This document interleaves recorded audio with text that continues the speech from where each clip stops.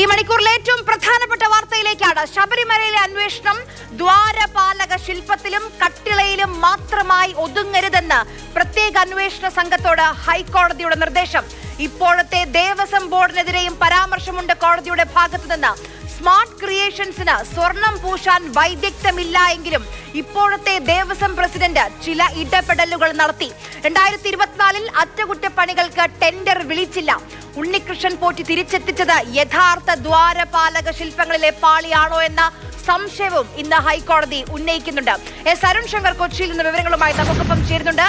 അരുൺ, സ്വർണ്ണക്കൊള്ളയുടെ വ്യാപ്തി, ആഴം അത് അടിവരയിടുന്നതാണ് ഇന്ന് ഹൈക്കോടതി പ്രകടിപ്പിക്കുന്ന ഈ ആശങ്ക. ഇപ്പോഴത്തെ ദേവസ്വം പ്രസിഡന്റ് PS പ്രശാന്തിന് നേരെ വരെ വിരൽ ചൂണ്ടുന്നു കോടതി. തീർച്ചയായിട്ടും എല്ലാവരെയും അന്വേഷണമെന്ന വൃത്തത്തിലേക്ക് കോടതി കയറ്റി നിർത്തിയിരിക്കുകയാണ്. അതായത് ഒരു സംഘടിത കൊള്ള തന്നെയാണ് ശബരിമലയിൽ നടന്നിരിക്കുന്നത് എന്നുള്ളതാണ് ഈ ഇടക്കാല ഉത്തരവിലൂടെ കോടതി വ്യക്തമാക്കുന്നത്. അതിൽ ആരെയും ഒഴിവാക്കാൻ കഴിയില്ല. കാരണം സംശയത്തിന്റെ പേരിൽ ഒരാളെയും ഒഴിവാക്കി നിർത്താൻ കഴിയില്ല. എല്ലാവരുടെയും പങ്ക് അന്വേഷിക്കണം എന്നുള്ളതാണ്. കാരണം ഇതിലൊരു ക്രിമിനൽ ഗൂഢാലോചന നടന്നിട്ടുണ്ട്. ആ ഗൂഢാലോചന സംബന്ധിച്ച് വിശദമായ ഒരു വലിയ അന്വേഷണം തന്നെ നടത്തണം. ഈ ദ്വാരപാലക ശില്പത്തിലോ അല്ലെങ്കിൽ കഥകിലോ തകിടിലോ ഒന്നുമല്ല അന്വേഷണം ഒതുങ്ങി നിൽക്കേണ്ടത്. അതിനപ്പുറത്തേക്ക് വിശദമായ ഒരു അന്വേഷണം ഇക്കാര്യത്തിൽ ഉണ്ടാകണമെന്നുള്ളതാണ് ഇന്നത്തെ ഇടക്കാല ഉത്തരവുള്ള ഹൈക്കോടതി വ്യക്തമാക്കിയിരിക്കുന്നത്. വളരെ പ്രധാനപ്പെട്ട ഒരു കാര്യം എന്ന് പറയുന്നത് ഈ ചെയിൻസ് ഓഫ് ഇവന്റ്സ് എന്ന് പറയുന്നത്, അതായത് 1998 ശേഷം ശബരിമലയിൽ സ്വർണം പൊതിയുന്നു. അതിനുശേഷം 2019 നടന്ന സംഭവങ്ങൾ നോക്കുമ്പോൾ അതൊക്കെ തുടർച്ചയായിട്ട് വരുമ്പോൾ അതിലെല്ലാം നിഴലിക്കുന്നത് ഒരു സംഘടിത സ്വർണ്ണക്കൊള്ളയാണ് എന്നുള്ളതാണ് ഹൈക്കോടതിയുടെ ഇടക്കാല ഉത്തരവിൽ നിന്ന് വ്യക്തമാകുന്നത്. ഹൈക്കോടതി ഈ ഉത്തരവിൽ സംശയം പ്രകടിപ്പിക്കുന്നത് ഉണ്ണികൃഷ്ണൻ പോറ്റി കൊണ്ടുപോയ ദ്വാരപാലക ശില്പം, അതായത് യഥാർത്ഥ ശില്പം തന്നെയാണോ തിരികെ കൊണ്ടുവന്നത്? കാരണം അതിൻ്റെ അളവ് കൊണ്ടുപോകുമ്പോൾ നോക്കാനോ തിരികെ കൊണ്ടുവരുമ്പോൾ നോക്കാനോ ഒന്നും ബന്ധപ്പെട്ട ഉദ്യോഗസ്ഥർ ശ്രമിച്ചിട്ടില്ല.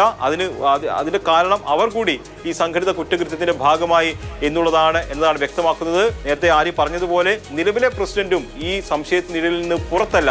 അതിലെടുത്തു പറയുന്ന ഒരു വിഷയം എന്ന് പറയുന്നത് ഈ സ്മാർട്ട് ക്രിയേഷൻസിലേക്ക് ദ്വാരപാലക ശില്പം കൊണ്ടുപോകുമ്പോൾ സ്പെഷ്യൽ കമ്മീഷണർ പറഞ്ഞിരുന്നു സ്മാർട്ട് ക്രിയേഷൻസിന് ഇക്കാര്യത്തിലുള്ള വൈദഗ്ധ്യം ഇല്ല എന്നുള്ളത് കത്തിലൂടെ വ്യക്തമാക്കിയിരുന്നു. പക്ഷേ 7 ദിവസം കൊണ്ട് സ്പെഷ്യൽ കമ്മീഷണർ നിലപാട് മാറ്റി. ആ നിലപാട് മാറ്റത്തിന് പിന്നിലായിട്ട് കോടതി സംശയിക്കുന്നത് ദേവസ്വം ബോർഡ് പ്രസിഡന്റ് ഇത് സംബന്ധിച്ചുള്ള നിർദ്ദേശം നൽകി. അതായത് ഈ സ്വർണ്ണ പാളി, അതായത് ദ്വാരപാലക പാളി കൊണ്ടുപോകേണ്ടത് അല്ലെങ്കിൽ സ്മാർട്ട് ക്രിയേഷൻസിലേക്കാണെന്നും അത് സ്പോൺസറായി ഉണ്ണികൃഷ്ണൻ പോറ്റി കൈമാറണമെന്നും പ്രസിഡന്റ് നിർദ്ദേശം നൽകി. അതിന്റെ അടിസ്ഥാനത്തിലാണ് ഇയാൾ നിലപാട് മാറ്റിക്കൊണ്ട് പുതിയ നിർദ്ദേശം ബോർഡിന് കൊടുക്കുകയും ബോർഡ് അതിന്റെ അടിസ്ഥാനത്തിൽ ഉത്തരവിറക്കുകയും ചെയ്തത് എന്നുള്ളതാണ് ഈ ഉത്തരവിലൂടെ വ്യക്തമാകുന്നത്. അക്കാര്യത്തിൽ പ്രശാന്ത് അന്വേഷണ സംഘത്തിന് ഉത്തരം പറയേണ്ടി വരും. സന്നിധാനത്തെ, അതായത് ശബരിമലയിലെ സ്ട്രോങ് റൂമിൽ എന്തൊക്കെയുണ്ട് എന്നുള്ളത് ദേവസ്വം ഉണ്ണികൃഷ്ണൻ പോറ്റിയോട് അങ്ങോട്ട് പറയുന്ന കാര്യമല്ല. ദേവസ്വത്തെ ഓർമ്മിപ്പിക്കുന്നത് ആരാണ്? അത് ഉണ്ണികൃഷ്ണൻ പോറ്റിയാണ്. അതായത് പോറ്റിക്കറിയാം സന്നിധാനത്തെ സ്ട്രോങ് റൂമിൽ എന്തൊക്കെയുണ്ടെന്ന്. എത്രത്തോളം വലിയ പിടിപാടുള്ള വ്യക്തിയാണ് ഈ പോറ്റി എന്ന് ആലോചിച്ചു നോക്കൂ. അപ്പോൾ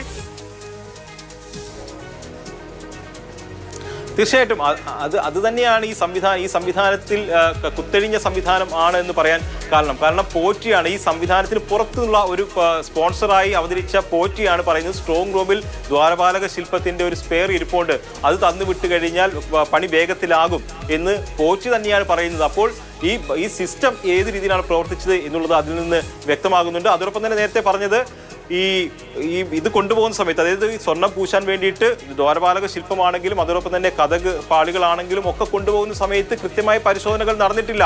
കോടതി പറയുന്നുണ്ട് 98 ശബരിമല സന്നിധാനത്തിൽ സ്വർണം പൊതിഞ്ഞ കാര്യം വിശ്വാസികൾക്ക് അറിയാവുന്ന കാര്യമാണ്. ഉദ്യോഗസ്ഥർക്ക് മാത്രമല്ല, ശബരിമല വിശ്വാസികൾ, അയ്യപ്പ വിശ്വാസികൾക്ക് അറിയാവുന്ന കാര്യമാണ്.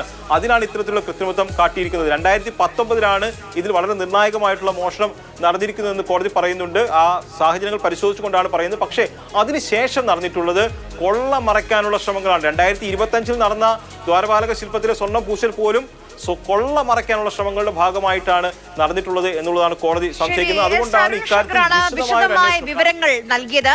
അതായത് ക്രിമിനൽ ഗൂഢാലോചന ഇതുമായി ബന്ധപ്പെട്ട് നടന്നിട്ടുണ്ടോ അതുകൂടി പരിശോധിക്കണം, അതുകൂടി അന്വേഷിക്കണം എന്നുള്ളതാണ് ഹൈക്കോടതി മുന്നോട്ട് വെക്കുന്ന കാര്യം.